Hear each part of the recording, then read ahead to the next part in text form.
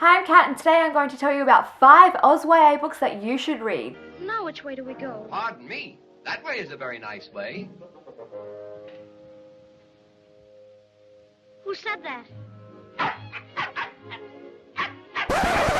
No, not that Oz. I am talking about Australian YA.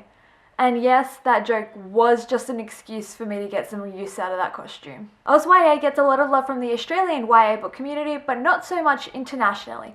So if you're watching this video from somewhere outside of Australia, listen up. You may have heard of some of these, especially one that has done quite well internationally, but others you might not have heard about at all, so these are just some of my favourite Oz YA. Number 1, Queens of Geek by Jen Wilde. I've only recently read Queens of Geek, but I love it. In summary, it's a contemporary standalone. It's set at SuperCon weekend, aka San Diego Comic-Con, has a Chinese-Australian bisexual female YouTuber main character, has an Australian female with autism blogger main character, has a billion pop culture references, shows the welcoming and accepting community of conventions and fan culture, and it explains to Americans that it's prawns, not shrimp. Number 2, TheIlluminae Files by Amy Kaufman and Jay Kristoff. Now I'm sure you've heard of these, but in summary, it's a sci-fi trilogy. It's set in the future. Humans have colonized a whole bunch of planets, but business corporations are still greedy and ruthless. The 3 books have different main characters, but they all connect. In Illuminae, there is a female hacker main character and a male pilot main character. In Gemina, there is a Captain Daughters main character and a bad boy main character. And in Obsidio, there is going to be 2 new main characters, which we will learn more about when it's released.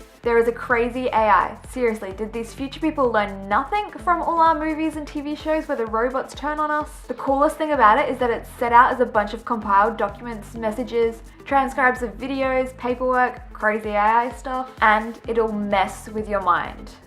But what more would you expect from Jay and Amy? Number 3, Frankie by Siobhan Plaza. In summary, it is a contemporary standalone. It is set in Collingwood, Victoria. The main character is an angry teenage girl who lives with her aunt. She connects with her half-brother who she didn't know existed before, and the brother goes missing, so she searches for him. She lives in the poorer Australian suburbs. It is being released in America, but it's being Americanized.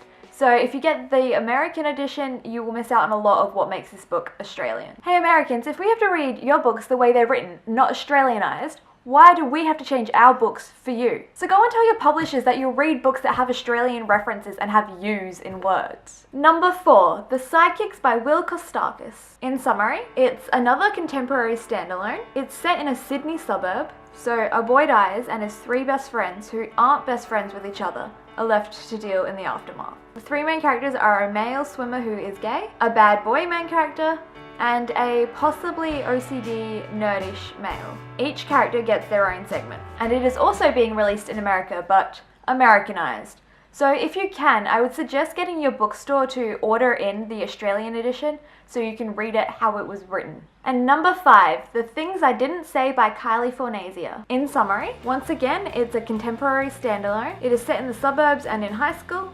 The main character has selective mutism. I found that it was a really good representation of social anxiety. There is writing letters to trees, lots of fluff, female friendships, and the main character actually works through a process instead of having one big aha moment.